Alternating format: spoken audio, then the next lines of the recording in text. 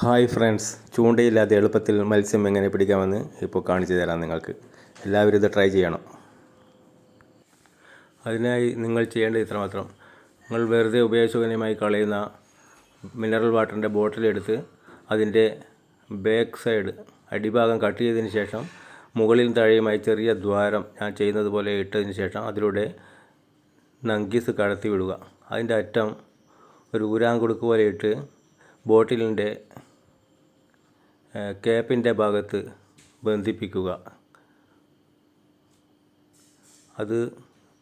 അതിനുശേഷം മറുസൈഡിൽ ഒരു ദ്വാരമുണ്ടാക്കി ഈ ബോട്ടിൽ പുഴയിലെ വെള്ളത്തിൽ താഴ്ന്നു കിടക്കുന്നതിന് വേണ്ടി ഒരു വെയിറ്റ് കെട്ടി അതിൽ ബന്ധിപ്പിക്കുക.